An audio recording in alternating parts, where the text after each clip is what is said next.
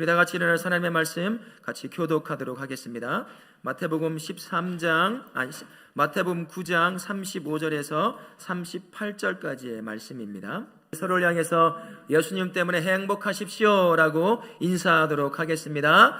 예수님 때문에 행복하시기 바랍니다. 예수님으로 인하여 이 한 주간도 가장 행복한 자의 삶을 사시기를 바라겠습니다. 예수님의 삶에는 참 여러 가지 특징들이 있어요. 그 특징 중에 하나가 제 눈에 확 들어오는 것이 뭐냐면 예수님은 항상 낮은 곳을 향하셨다는 것입니다. 전지전능하신 하나님이 인간의 몸을 입고 이 땅에 내려오셨어요. 인간의 몸을 입는다는 게 우리는 정확히 뭔지 모릅니다. 인간의 몸을 입고 있기에 이런가 보다라고 생각할 수 있겠지만, 몸이 없으신 영이신 전능하신 하나님이 인간의 몸을 입는다는 건 어떻게 말해야 될까요? 어떻게 이해해야 될까요? 우리의 이해의 범위를 훨씬 넘어서는 것이 그것이죠. 그렇게 우리 하나님은 인간의 몸을 입고 낮은 자의 모습으로 이 땅에 내려오셨습니다. 심지어 저와 우리가 평생 동안 겪는 희노애락이라고 하는 그 아픔과 슬픔을, 삶의 모든 것을 직접 다 경험해 내셨습니다. 전능하신 하나님이 인간의 몸을 입고 말이죠. 그리고 끝내 저와 우리가 짊어져야 될 그 무서운 죽음의 십자가, 가장 극악한 죽음의 끝인 그 십자가를 지시고 끝내 저와 우리를 대신해서 죽으시는 가장 낮은 자의 자리까지 내려가신 분이 우리 예수님이십니다. 낮은 자로 오신 예수님, 그의 마음에는 항상 어디를 향하고 있었을까요? 우리 예수님의 마음은 어디를 향할까요? 죄로 인해 망가지고 무너진 가장 낮은 자를 향하여 언제나 항상 그곳을 향하여 흘러가는 것이 예수님의 마음이었습니다. 그래서 낮은 자를 향하여, 무너진 자를 향하여, 망가진 자를 향하여 찾아가 그들을 구원하시고 그들이 누리지 못했던 영원한 생명을 누리게 하시는 그 사역을 감당하셨던 거죠. 상처받은 영혼을 치료하시고 연약한 육신을 치료하시며 귀신의 짓누르는 영혼들을 자유케 하신 하나님, 그분이 예수님이십니다. 가장 낮은 곳을 나아가요, 가장 낮은 곳에서 신음하고 있는 그들을 치료하신 것이죠.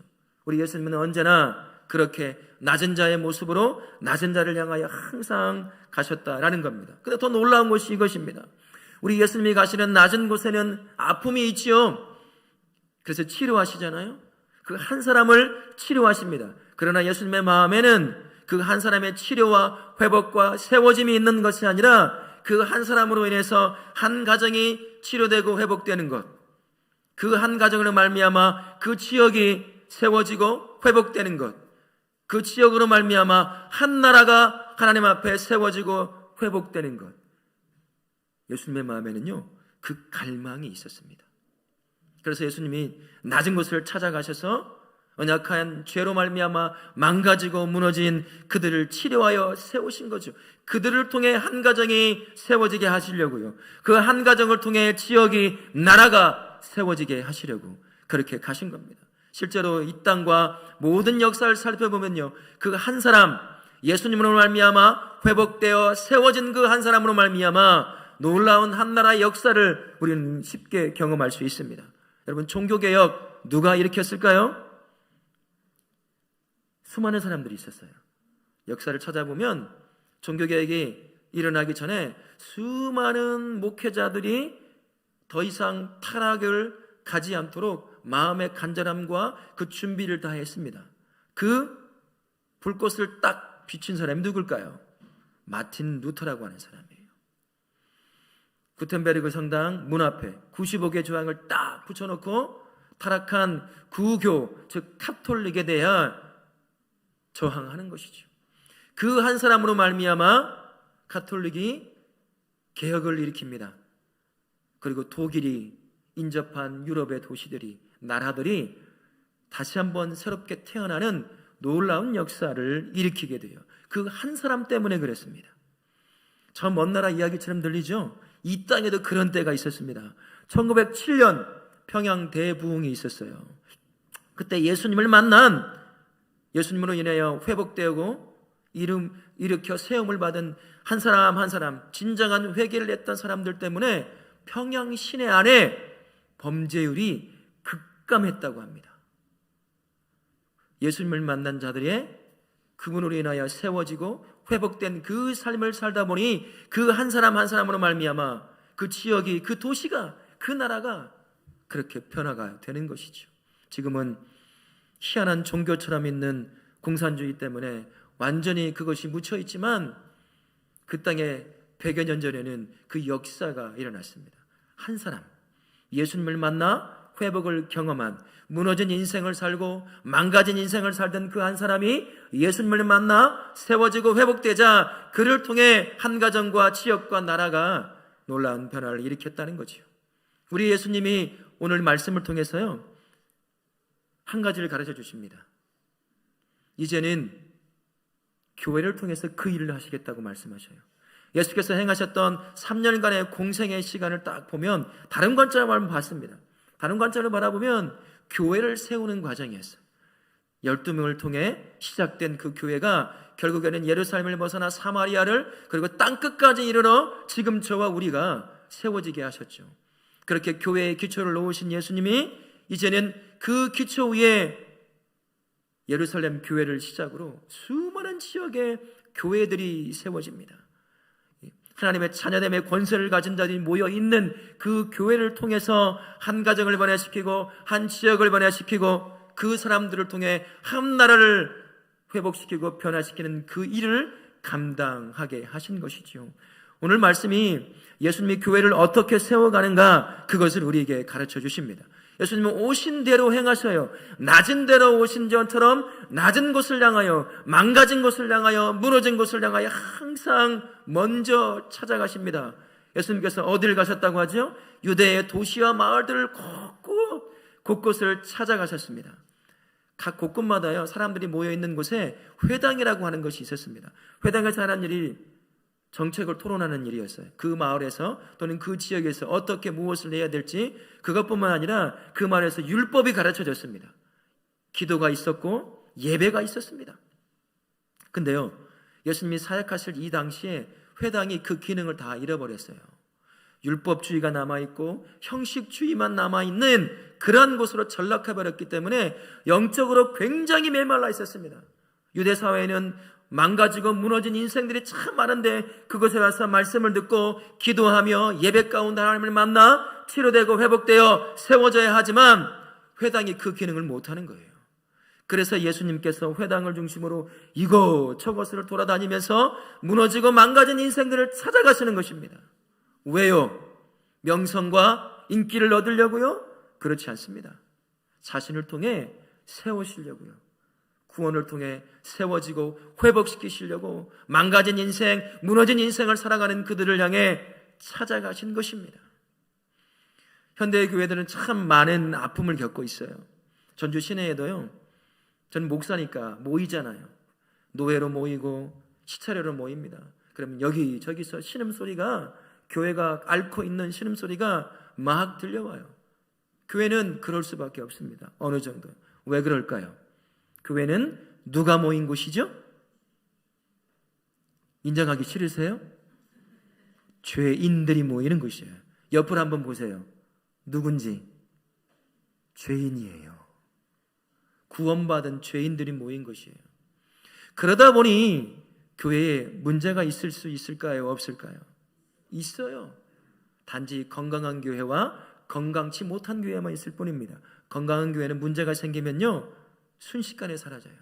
건강하지 못한 교회는 작은 불씨 하나만 가지고도 활활 타버리는 그런 아픔을 겪습니다. 모든 교회, 과거에도 그랬고 지금도 그렇고 앞으로도 세워질 모든 교회는 항상 무너진 곳이 있기 마련입니다. 연약한 곳이 있기 마련이에요. 망가진 곳이 있기 마련이에요. 완벽한 교회는 어떤 교회일까? 만약에 있다고 한다면요. 완벽한 교회, 어떤 교회일까요? 문제 없는 교회는 어떤 교회예요? 이단 교회만 문제가 없어요. 이단은 문제를 다 숨기거든요. 완벽하게 꾸며야 되거든요. 만약에 교회가 문제가 없다면 그 교회는 진짜 문제가 있는 교회예요. 교회는 항상 무너진 곳을 가지고 있어요. 망가진 곳을 가지고 있어요. 그래서 우리는 성도된 사람들은요, 교회에 무너지고 망가진 것을 보고서는 비난해서는 안 됩니다. 우리도 연약함을 가지고 언제든 우리도 무너질 수 있기 때문인 것이죠. 비난하는 것이 아니라 예수님처럼 그 망가지고 무너진 아픈 곳을 찾아가야 돼요. 여러분 찾아가십니까? 나 몰라라 하진 않으신가요? 비난하고 계시지는 않습니까? 우리 예수님이 무너진 곳곳을 찾아가시면서 무너진 것을 바라보고 망가진 삶을 바라보시면서 책망하지 않으셨어요. 정죄하지 않으셨습니다. 뭐 하셨죠? 회복시키셨어요. 용서하셨습니다. 세워내셨어요. 교회의 성도라고 한다면 교회 안에 무너진 곳이 있을 때, 망가진 곳이 있을 때, 연약한 곳이 있을 때 그것을 가지고 교회가 왜 이 모양이야, 여기서 신앙생활을 못하겠네, 그런 게 아니에요. 그것을 찾아가는 겁니다. 우리 예수님이 찾아가셨잖아요. 무너진 곳을, 무너지고 망가진 삶을 살아가서 끙끙 앓고 있는 그를 치료할 수 없으니 예수님이 찾아가셔서 치료하고 회복시키시고 세우셨잖아요. 성도라고 한다면 교회의 아픔을 비난하는 것이 아니라 찾아가는 사람입니다.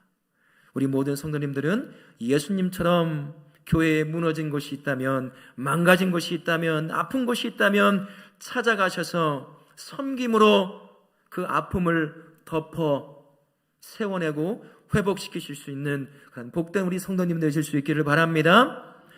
아픈 곳, 무너진 곳을 찾아가신 예수님, 그것을 바라보시면서 비난과 정죄가 아니라 36절에 보면 이렇게 되어 있어요. 뭐라고 말씀하시냐면 불쌍히 여기시니, 무너진 그곳을 바라보며 네가 어찌 이렇게 되었느냐, 책망하고 비난하고 정죄한 것이 아니라 불쌍히 여기셨다는 거예요. 이걸 원어적으로 보면 이런 겁니다. 내장이 뒤틀리는 아픔을 겪으셨다는 거예요. 자신의 백성, 자신의 형상으로 만들어진 이 백성이 무너지고 망가져서 죽음의 길로 갈 수밖에 없는 그 현상을 바라보면서 예수님의 이 내장이 뒤틀린, 여러분 장이 뒤틀리면 얼마나 아픈지 아셔요? 아무것도 못해요. 허리도 못 핍니다. 그 심정으로 그렇게 바라보셨다는 거예요. 무너진 그곳을 바라보며 망가진 그곳을 보면서 예수님의 마음은 책망이 아니라 너무 슬픈 거죠. 그래서 이 내장이 뒤틀린 고통을 느끼실 정도였다라는 것입니다. 이건 단순한 감정적 반응이 아닙니다. 무너지고 망가진 그 인생을 향한 우리 예수님의 깊은 긍휼하심이에요. 깊은 사랑하심입니다. 얼마나 사랑하셨으면 망가진 그 부분을 바라보면서, 무너진 그 삶을 바라보면서, 자신의 몸된 교회가 앓고 있는 끙끙댐을 바라보면서 내장이 뒤틀리는 고통을 느끼셨을까요? 우리는 종종 교회에 무너지고 망가지고 아픔을 당한 것을 보면 무관심할 때가 참 많아요. 나는 교회 와서 마음의 평안을 얻기를 위해서 교회 왔는데 왜 이렇게 교회가 시끄러워? 이렇게 말씀하시는 분도 계실지도 모르겠습니다. 그건 절대 나쁜 것은 아닙니다. 예수님 안에 있으면, 예수님을 영접하면 그분으로 말미암아 주어진 상황 안에서 어떤 상황이건 그분이 주시는 평안함을 누릴 수 있어요. 그러나 성도라고 하는 사람은요, 그 이상의 존재입니다. 성도는 종교인이 아니에요. 성도는요, 전능하신 살아계신 하나님을 믿는 교회의 일원입니다. 지체인 것이에요. 내 몸에 어느 한 곳이 아프면 여러분은 어떻게 하십니까? 마음이 쓰이고 눈이 가고 손으로 만지고 어떻게 하면 낫게 할 수 있을까? 그렇게 하잖아요. 무너진 곳을 향하여, 망가진 곳을 향하여, 아픈 곳을 향하여 그렇게 관심을 가지고 치료하려고 애를 쓰잖아요. 성도라고 한다면 예수님의 몸된 교회의 지체입니다. 예수님이 관심을 가지고 무너진 곳을 향해 나아가 그곳을 바라보시면서 가슴 아파하고 마음 아파했던 것처럼 그렇게 관심을 가져야 할 사람이 누구겠습니까? 근데 뉴스를 보면요, 교회에 대한 아픔에 관심을 가진 사람이 예수님을 안 믿는 사람들이에요. 교회를 걱정하는 사람들이 누군지 아세요? 교회가 저래서는 되겠나 라고 말하는 사람이 누군지 아시냐고요? 예수님이 없는 사람들이 그 얘기를 걱정하고 있어요. 교회를 두고 걱정해요. 우리보다 더 교회를 향하여 관심을 가지고 있다는 거예요. 이상하잖아요. 내 몸이 아픔을 갖고 있는 내가 내 몸에는 관심이 없어요. 지나가는 사람이 너 그러다가 너 팔 잘라야 돼, 이런 소리를 듣고 있는 것과 똑같은 거예요. 교회가 무너진 곳이 있고 아픈 곳이 있고 연약한 곳이 있으면요, 예수님처럼 그 마음을 품고 그 연약함과 무너진 곳을 향하여 관심을 가져야 돼요. 그리고 그 관심이 예수님의 내장을 뒤꼬는 그 아픔을 만들어낸 것처럼 우리 안에서도 그 아픔이, 그 무너짐이 내 고통으로 다가올 수 있는 사람, 그 사람이 성도라고 하는 사람입니다. 우리 예수님이 관심을 가지고요, 무너진 마을 곳곳을 찾아가서 무너지고 망가진 인생을 살아가는 그들을 가슴 아파하며 그들을 치료해내었어요. 세워내셨습니다.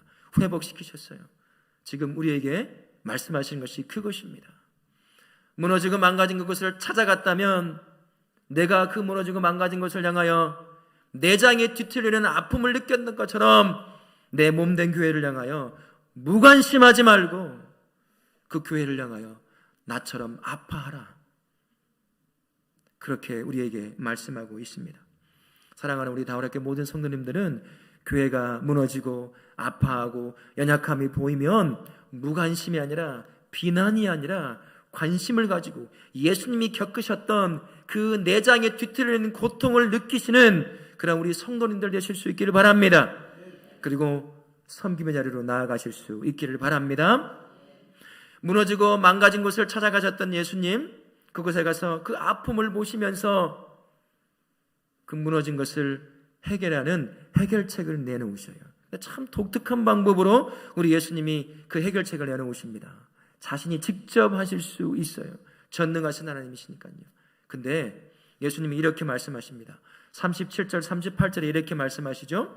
추수할 것은 많되 일꾼이 적으니 추수하는 주인에게 청하여 추수할 일꾼들을 보내어 주소서 하라.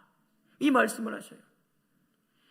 예수님이 무너지고 망가지고 넘어진 그 아픔을 향해 자신이 직접 가셨지만 결국 예수님의 또 다른 해결책은 사람을 세우는 것이었습니다.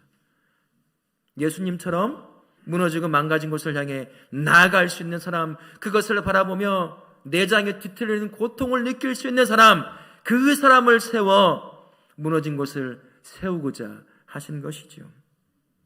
교회를 세우는 것도 똑같다는 생각이 들어요. 예수님의 몸된 교회를 향한 예수님의 마음을 품은 사람, 그 사람을 통해서 교회가 세워집니다. 우리가 착각할 때가 종종 있거든요.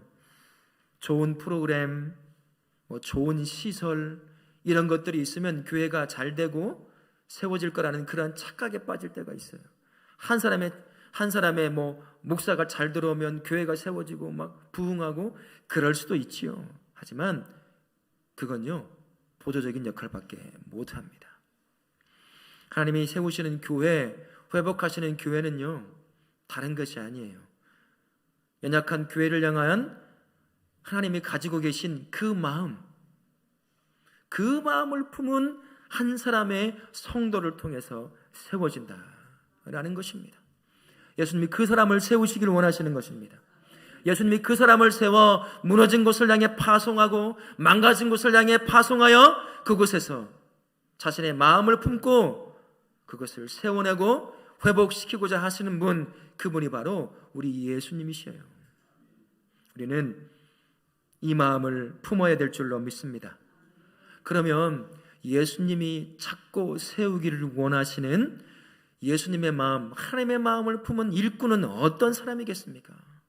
예수님이 그대로 보여주셨어요. 예수님이 낮은 자로 오셔서 어디를 향해 나아가십니까?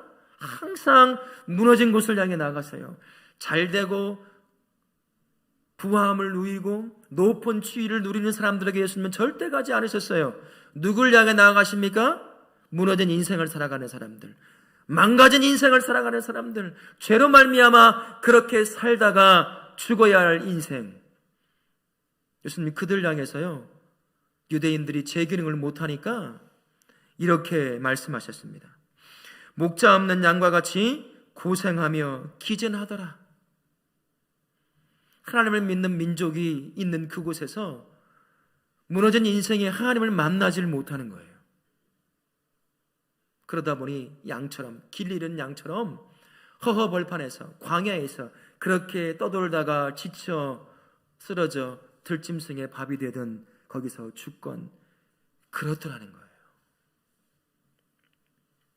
이것을 위해서 하나님께서 자신과 함께 무너진 것을 세우고 망가진 것을 세워 회복시키기 위해서 자신의 마음을 품고 있는 사람, 그 사람을 일꾼으로 세운다는 거죠. 그래서 그것을 향해 찾아가는 사람이 하나님이 세우고자 하시는 그 일꾼인 줄로 믿습니다. 예수님처럼 찾아가는 거죠. 아픔을 향해 등 돌리고 도망가는 것이 아니라 무너진 것을 향해 찾아갑니다. 그리고 긍휼함을 갖고 품고 섬김을 통해 세워내고 회복시키는 거예요. 내장에 뒤틀리는 고통을 같이 느끼면서 말입니다. 그 사람이 바로 하나님이 세우고자 하시는 일꾼인 줄로 믿습니다. 연약한 교회에 큰 관심을 가지고요, 섬기려는 그 마음을 가지고 그곳을 찾아 나서는 사람, 무관심함이 아니라 내 것으로 여기고 내 관심으로 여기고 그곳을 향해 나아가는 사람, 그 사람이 하나님이 찾으시는 하나님의 마음을 품은 일꾼이다라는 것이죠. 자기 욕심과 자기 열심이 아니라 하나님의 마음, 교회를 향한, 성도를 향한, 무너진 인생을 향한 그 하나님의 마음을 품은 그 한 사람, 그 한 사람이 바로 하나님이 세우고자 하시는 일꾼이다라는 겁니다. 여기 있는 우리 모든 다울학교 성도님들은 하나님이 찾으시는 일꾼 되기를 바랍니다. 연약함을 찾아가시고 긍휼함으로 그것을 품고 섬김을 통해 회복시키고 세워내시는, 그런 하나님이 기쁘게 쓰시는 하나님의 마음을 품은 일꾼 되실 수 있기를 바랍니다. 하나님은 지금도요, 예수님처럼 교회를 향한 자신의 마음을 품은 일꾼을 세우기를 원하십니다. 엄밀히 말하면 자신의 몸된 교회에 우리는 세울 수 없어요. 우리는 회복시킬 수 없습니다. 우리는 능력이 없어요. 우리도 알잖아요. 우리도 얼마나 연약합니까? 맨날 무너지잖아요. 맨날 쓰러지잖아요. 근데 하나님은 우리가 연약한 자를 항상 자신의 역사에 동참시켜요. 불러내셔요. 꼭.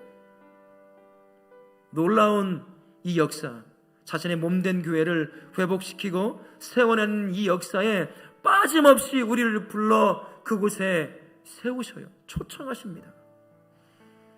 누구도 할 수 없는 예수님의 몸된 교회를 세우는 그 놀라운 역사의 현장에 우리같이 연약한 자를 동역자로 세우고 싶으신 거예요. 그 영광에 우리를 동참케 하기를 원하시는 거죠. 그래서 연약하지만 우리를 계속 부르시는 거예요. 함께 무너진 교회를 세우자, 함께 엉망이 된 교회를 세우자, 함께 연약한 자를 세우자, 치료하고 회복시키는 일에 함께 하자, 그렇게 우리를 부르시는 것입니다. 하나님은 이 부르심을 듣는 우리를 향해서 이사야 선지자의 입을 통해 우리에게 이렇게 말씀하셔요. 우리 이사야서 6장 8절 말씀 같이 한번 읽도록 하겠습니다. 같이 읽습니다. 내가 또 주의 목소리를 들으니 주께서 이르시되 내가 누구를 보내며 누가 우리를 위하여 갈고 하시니 그때 내가 이르되 내가 여기 있나이다 나를 보내소서 하였더니, 하나님께서 이 소리를 듣고 싶어 하셔요. 하나님, 나 아무것도 아닌데요, 나 능력 없는데요, 내가 가고 싶은 길이 있는데요. 근데 하나님이 꼭 그런 사람을 그런 사람을 꼭 불러 세우셔요. 그래서 이 소리를 듣고 싶어 하시는 거죠. 내가 이르되 내가 여기 있나이다 나를 보내소서. 우리 하나님의 귀에 내 입에서 고백되는 이 고백을 듣고 싶어 하신다는 거예요. 우리 모든 성도님들, 성도가 해야 할 일은 바로 이겁니다. 하나님이 부르시면 아멘 하고 그 부르심에 그냥 나가는 거예요. 그게 성도입니다. 그게 순종하는 성도예요. 이 핑계 저 핑계 이거 떼고 저거 떼고 언제 우리가 하나님 앞에 나아갈 수 있겠습니까? 우리 하나님의 귀에 듣고 싶어 하시는 것이 바로 이거죠. 우리가 한 가지를 행하기를 원하신다는 것입니다. 주님, 내가 여기 있습니다. 부족하지만 부르셨으니 내가 그곳을 향해 나아가겠습니다. 무너지고 망가지고 아픔에 있는 교회를 세우시길 원하시는 그 하나님의 마음이 저를 부르셨다고 한다면 남들이 알아주건 알아주지 않건 간에 부르심에 아멘 하고 내가 나아가겠습니다. 주님, 내가 여기 있습니다. 우리 모든 성도님들이 그렇게 주님의 부르심에 응답하시는 우리 모든 성도님들 되시기를 예수님의 이름으로 축원합니다. 아멘.